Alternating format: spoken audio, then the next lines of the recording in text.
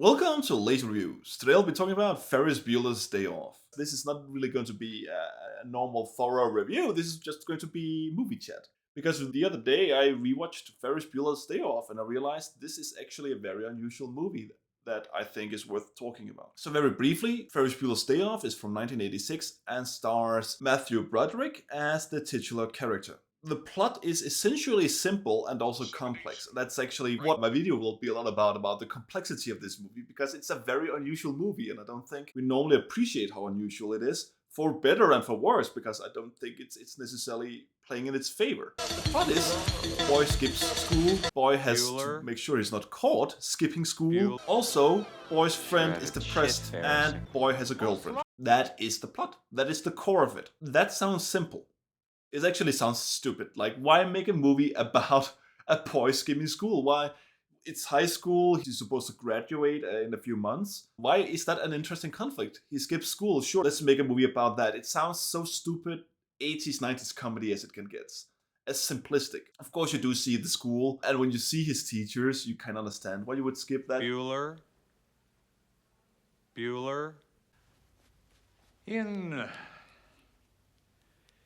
what way? The Hawley Smoot Tariff Act, which anyone raised or lowered raised tariffs. Prison.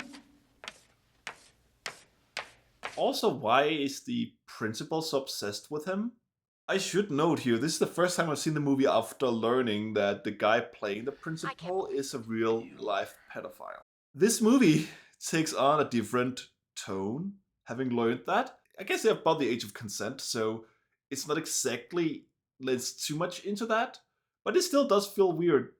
This guy just chasing children, basically. Comes off a bit off. It also lends to a lot of unintentional humor. I bet you never smelled a real school bus before. Anyway, that's off my chest. So what makes this movie worth talking about? Well, it has a lot of dynamics.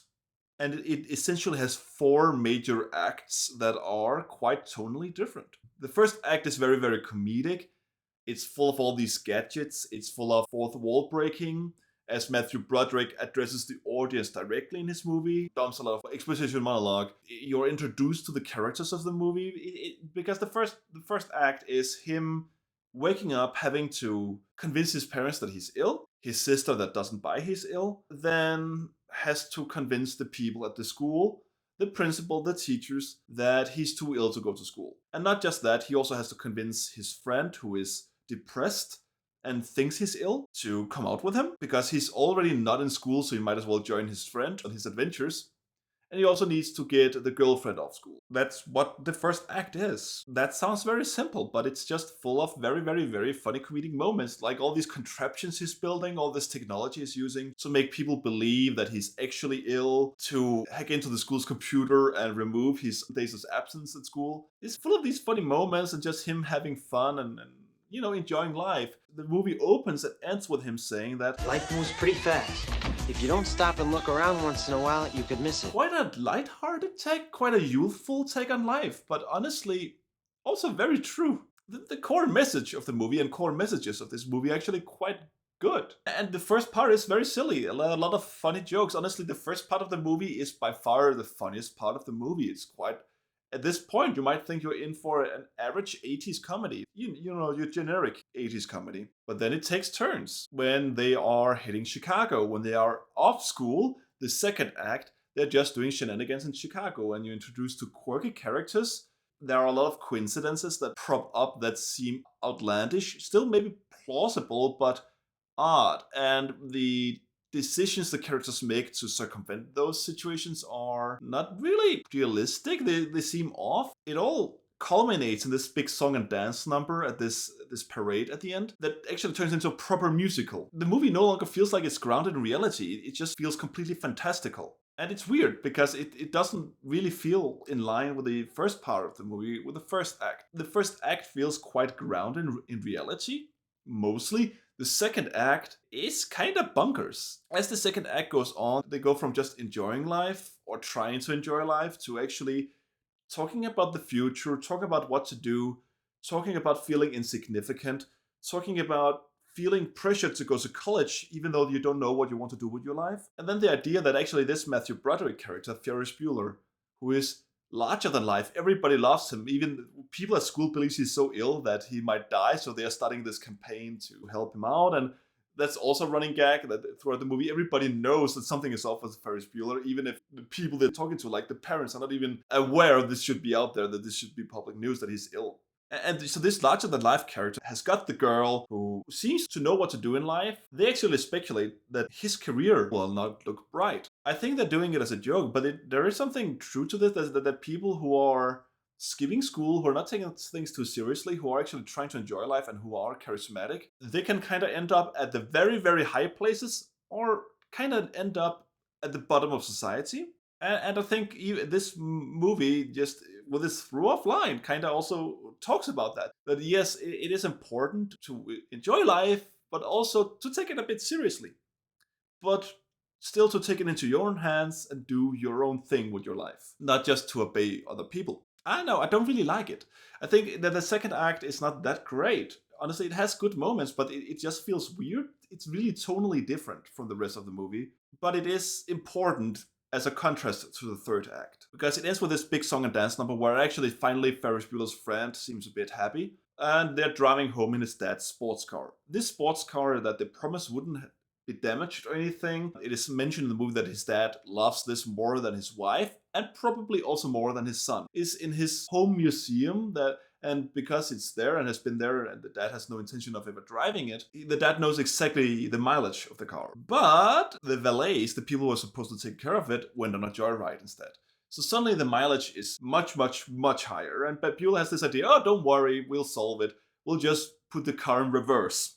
Not knowing a lot about cars, I actually thought when I was younger that this would be an option. And it puts the friend into a catatonic state. They can't get to him at all. And that's actually the third act, is depression in a way. It's finding yourself, dealing with your emotions, dealing with the social pressure, parental pressure, and much more, essentially, because it's, again, third act is also weird. It's mostly just them trying to be at the friend's house, trying to cheer him up, to tell him not to worry about the situation too much. They are by the pool, and at some point, the friend just falls into the pool or jumps into the pool, seemingly drowning, or trying to drown himself. Bueller saves him, and this is where the movie changes tone again, because it's like a wake-up call for the friend. They even make him laugh again when he reveals that he saw the lady getting undressed. Actually, we told that a bit earlier, but this guy has never even kissed a girl. Maybe that's also a source of his depression. His parents don't love him, and girls don't love him, and he doesn't want to know what to do with his life. Something that a lot of people, young people, probably know what feels like, but still,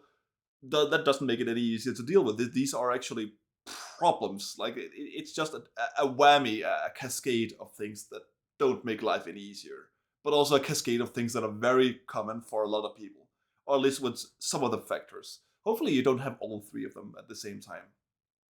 I know people who do. This is a bummer, man. That's a bummer. And this is how the third act is about to end. He decides that he's going to take life into his own hands. He's not just going to do what his parents want him to do, and that he actually hates this car that his dad loves more than him, because they actually do try to do the reverse thing. It doesn't work, and he accidentally ends up destroying the car. Of course, he's shocked about this, but I think it actually also makes him happy, because the way he says this will make his dad notice him. This will force his dad to have a talk with his son. This is how bad the familiar situation is at home. Who do you love? Who do you love? You love a car. It's really tragic, and you don't know how it ends, because this is actually where his character is left out of the movie, and the girlfriend. This is where the movie ends for them. We don't get a lot of development with her. Unfortunately, she's kind of left out of the movie. She's there, she has agency, but we don't know about her situation at home. We don't know about what problems she has.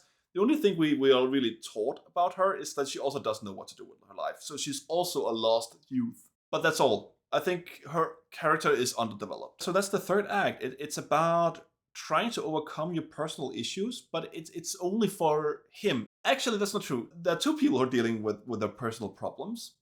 The other one is the sister, because while all this is going on, there's still the whole thing with the principal going on, and the sister who knows the brother is skipping school and hates him for it and wants revenge. I'm not going to go too deep into all the subplots, because I honestly don't think they're as important for what I want to say. She meets Charlie Sheen at the police station. He starts convincing her to lighten up a bit, that actually she only hates her brother because her brother gets away with it.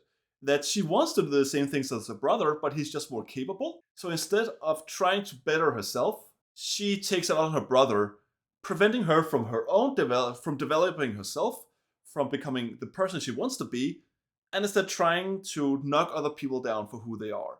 Again, valuable life lesson. So you're pissed off because he ditches and doesn't get caught, is that it?